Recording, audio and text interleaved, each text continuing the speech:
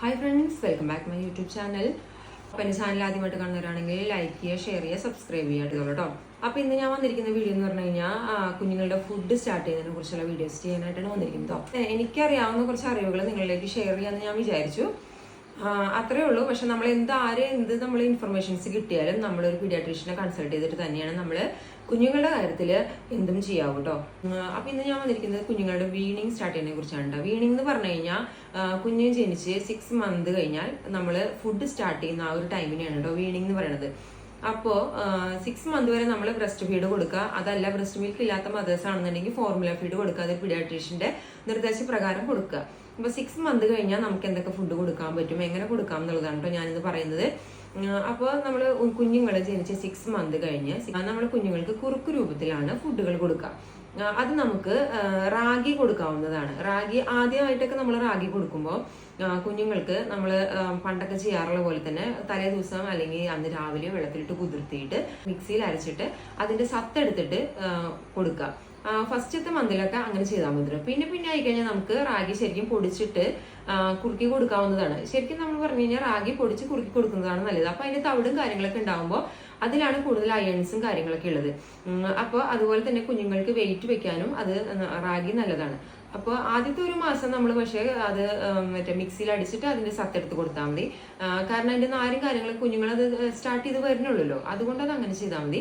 അത് കഴിഞ്ഞാൽ പിന്നെ നമുക്ക് പൊടിച്ചിട്ട് അത് കുറുക്കി കൊടുക്കാവുന്നതാണ് കേട്ടോ. പിന്നെ അതുപോലെ കണ്ണങ്കായ അല്ലെങ്കിൽ കുന്നങ്കായ എന്നൊക്കെ പറയും കുറെ സ്ഥലത്ത്. വീട്ടിൽ വാങ്ങി ഉണക്കി പൊടിച്ചു കഴിഞ്ഞാൽ അതൊന്നും കൂടെ നല്ലതാണ് കേട്ടോ. നമുക്ക് ബേബീസിന്റെ പ്രൊഡക്ട്സ് കുറെ ഷോപ്പുകൾ അവൈലബിൾ ആണ്. എന്നിരുന്നാലും പക്ഷെ നമുക്ക് ആ ഫസ്റ്റ് ഒക്കെ വേണമെങ്കിൽ ഉണക്കി പൊടിക്കാവുന്നതാണ് കേട്ടോ.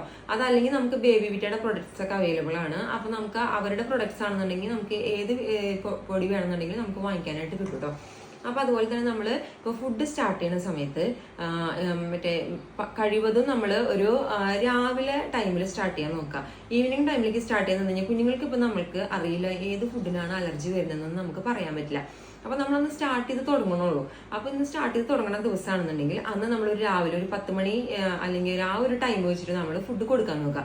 അപ്പൊ പിന്നെ നമുക്ക് ഒരു കുറച്ച് കഴിയുമ്പോഴേക്കും തന്നെ കുഞ്ഞുങ്ങൾക്ക് അതുകൊണ്ട് എന്തെങ്കിലും ബുദ്ധിമുട്ടുണ്ടോ, എന്തെങ്കിലും പ്രശ്നങ്ങളുണ്ടോ, എന്തെങ്കിലും അലർജീസ് ഉണ്ടോ എന്നൊക്കെ നമുക്ക് അറിയാനായിട്ട് സാധിക്കും. അപ്പൊ നമ്മൾ വീണിങ് സ്റ്റാർട്ട് ചെയ്യുന്ന സമയത്ത് കഴിവതും അതുപോലെ തന്നെ കുഞ്ഞുങ്ങൾക്ക് ഏതെങ്കിലും ഒരു ഫുഡ് തുടങ്ങുകയാണെങ്കിൽ ആ ഫുഡ് നമ്മൾ രാവിലെ തന്നെ തുടങ്ങാനായിട്ട് ശ്രമിക്കുക കേട്ടോ.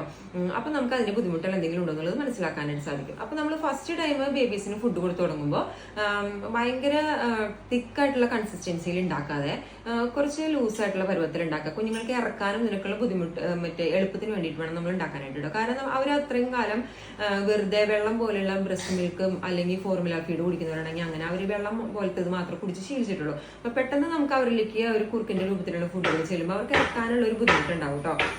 അപ്പൊ അതുകൊണ്ട് നമ്മൾ അവർക്ക് ഫുഡ് കൊടുക്കുമ്പോൾ കുറച്ച് അളവിൽ കൊടുക്കാൻ നോക്കുക ആദ്യം തന്നെ. പിന്നെ അതുപോലെ തന്നെ നമ്മൾ ഫുഡ് സ്റ്റാർട്ട് ചെയ്യുന്ന സമയത്ത് ആദ്യത്തെ ഒരാഴ്ച ഒരു നേരം മാത്രം കൊടുത്താൽ മതി. അവർക്ക് ദഹിക്കാനൊക്കെ ആയിട്ടുള്ള ഒരു ഇത് റെഡി ആയി വരാൻ വേണ്ടിയിട്ടാണ് അങ്ങനെ കൊടുക്കുന്നത്. സെക്കൻഡ് വീക്ക് മുതൽ നമുക്കത് 2 നേരത്തേക്ക് ആക്കാം കേട്ടോ. അങ്ങനെ പതിയെ അത് കൂട്ടി കൊണ്ടുവന്നിട്ട് ഒരു 3 നേരം വരെയൊക്കെയുള്ള രീതിയിൽ കൊടുക്കാവുന്നതാണ് കുഞ്ഞുങ്ങൾക്ക്.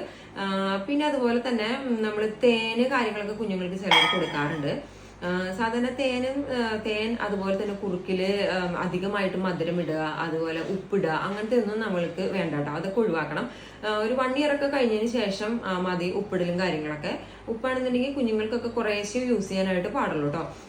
കാരണം അവരുടെ ബോഡിക്ക് അത് ഹാംഫുൾ ആണ്. അതുകൊണ്ട് മധുരം തന്നെയാണെന്നുണ്ടെങ്കിൽ പനങ്ങൾക്കണ്ടം അല്ലെങ്കിൽ പനം ശർക്കര ഉപയോഗിക്കുന്നതാണ് നല്ലത്.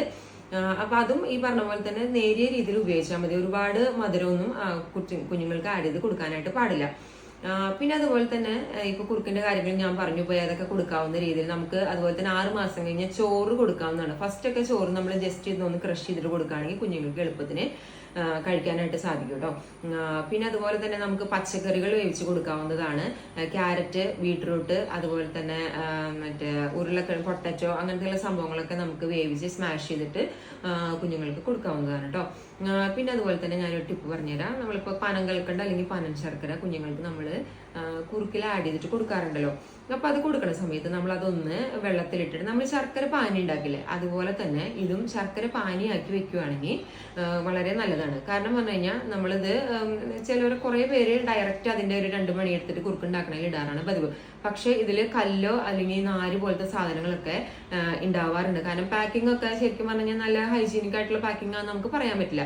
അപ്പം അതുകൊണ്ട് പനശർക്കര അല്ലെങ്കിൽ പനങ്ങൾക്കണ്ടം യൂസ് ചെയ്യുന്ന ആൾക്കാരാണെന്നുണ്ടെങ്കിൽ അതൊന്ന് ശർക്കര പാനിയാക്കിയിട്ട് അതൊന്ന് അരിച്ചെടുത്തിട്ട് അത് ടൈറ്റായിട്ട് അടച്ചു വെച്ച് കഴിഞ്ഞാൽ ഡെയിലി നമുക്ക് അതിൽ നിന്ന് 1 സ്പൂണ് 2 സ്പൂണ് നമ്മുടെ ആവശ്യാനുസരണം അളവിനനുസരിച്ച് ഇടാവുന്നതാണ് കേട്ടോ. ഓക്കെ, അപ്പോൾ എൻ്റെ വീഡിയോ ആദ്യമായിട്ട് കാണുന്നവരാണെങ്കിൽ ലൈക്ക് ചെയ്യുക, ഷെയർ ചെയ്യുക, സബ്സ്ക്രൈബ് ചെയ്യുക. Bye bye.